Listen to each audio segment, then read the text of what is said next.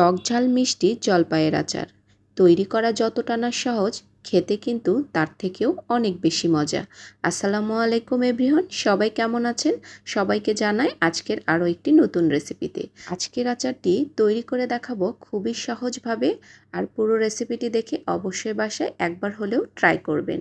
তো চলুন দেখে নেওয়া যাক মজাদার এই টক ঝাল মিষ্টি জলপাইয়ের আচার।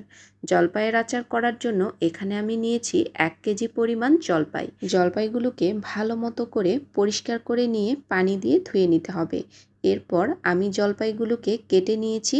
তো একটা জলপাই রেখে দিয়েছি আমি কিভাবে জলপাইগুলো কেটেছি সেটা দেখানোর জন্য। তো একটা ছুরির সাহায্যে জলপাইগুলোর গায়ে দাগ কেটে নিতে হবে। তো আমি আপনাদেরকে দেখিয়ে দিচ্ছি, খুব সহজে কিন্তু এগুলো করে নেওয়া যায়।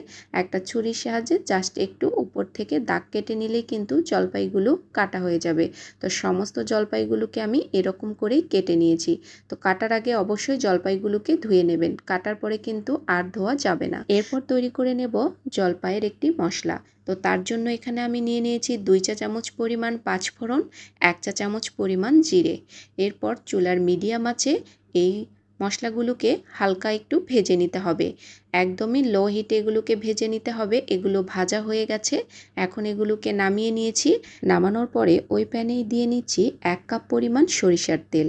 তেলের মধ্যে দিয়ে নিচ্ছি হাফ চা চামচ পরিমাণ পাঁচফোড়ন। এরপর দিয়ে নিচ্ছি 7 থেকে 8টি শুকনো মরিচ। আমি এখানে 1 কেজি পরিমাণ জলপাইয়ের আচার করছি, সেই অনুযায়ী আমি মশলাটা ব্যবহার করছি। এরপর দিয়ে নিয়েছি 2টো বড় সাইজের রসুন কুচি। আপনারা যদি ছোট ব্যবহার করেন তাহলে আরও একটু বাড়িয়ে নিতে পারেন। ভালো মতো করে একটু তেলের সাথে নেড়েচেড়ে মিশিয়ে নিয়ে এরপর দিয়ে নিচ্ছি 2 চা চামচ পরিমাণ সরিষা বাটা।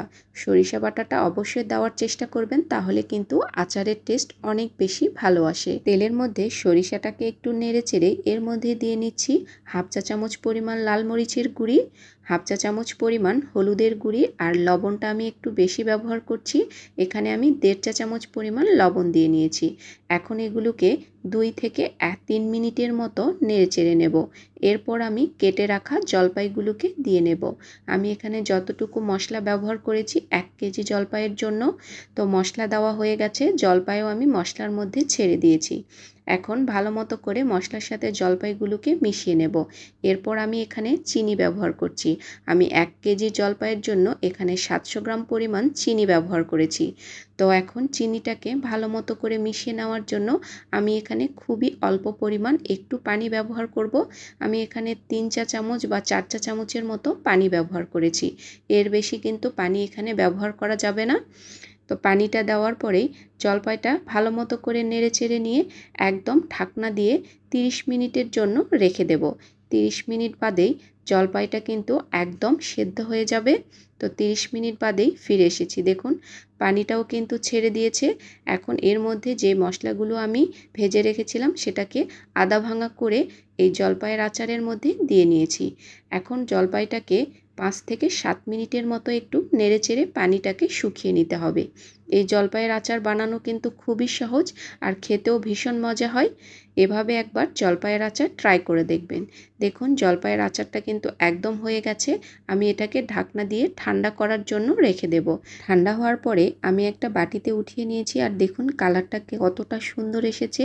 আর এইভাবে জলপাইয়ের আচার করলে এটা কিন্তু খালি মুখেও খাওয়া যায়, আর ভাত বা খিচুড়ির সাথেও আপনারা খেতে পারবেন টক ঝাল মিষ্টি জলপাইয়ের আচার। তো আজকের রেসিপিটি আপনাদের কাছে কেমন লাগলো? যদি ভালো লেগে থাকে অবশ্যই ভিডিওটি বেশি বেশি করে শেয়ার করে দেবেন অন্যকে দেখার জন্য। এই পর্যন্তই, সবাই ভালো থাকবেন। আবার দেখা হবে নতুন রেসিপিতে। আল্লাহ হাফেজ।